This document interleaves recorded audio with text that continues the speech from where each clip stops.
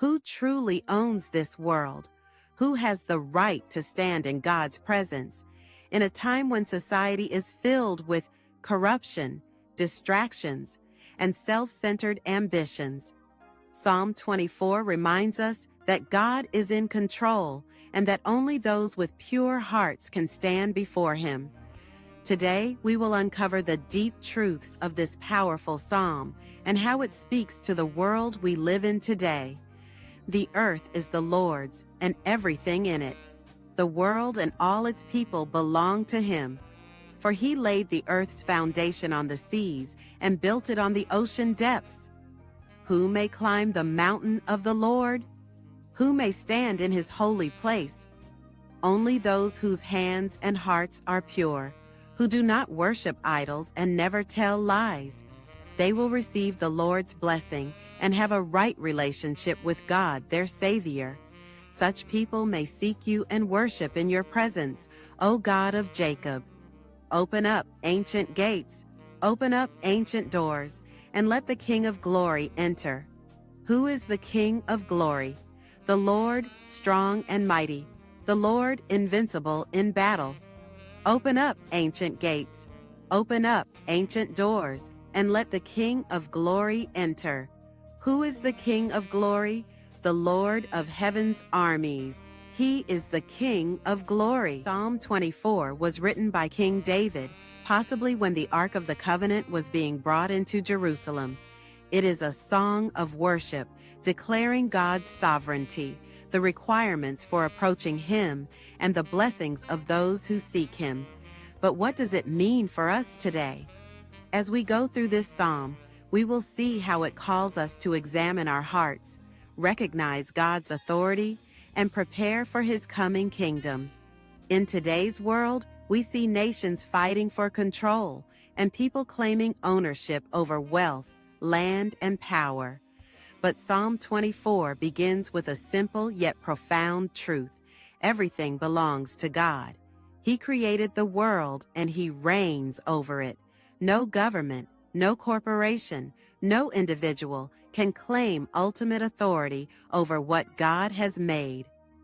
In a world obsessed with material wealth, power struggles, and control, we are reminded that we are merely stewards.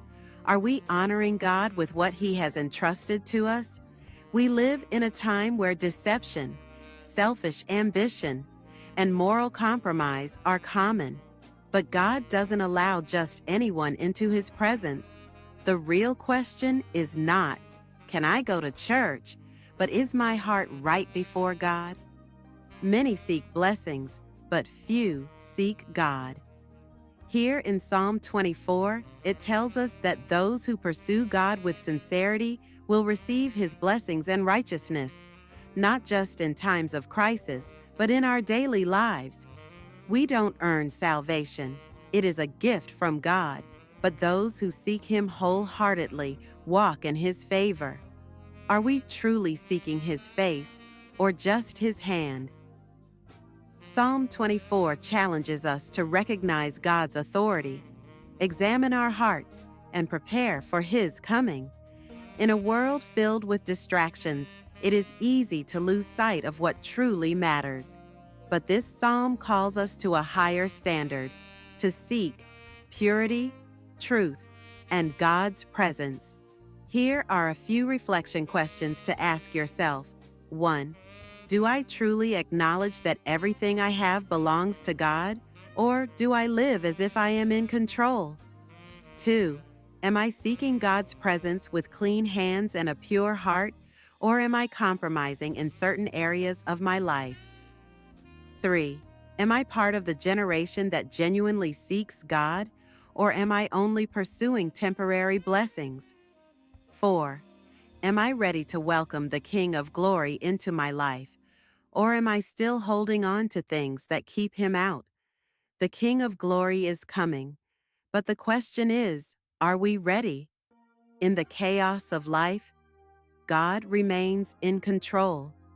He is calling us to live with integrity, to seek Him with all our hearts, and to prepare for His return.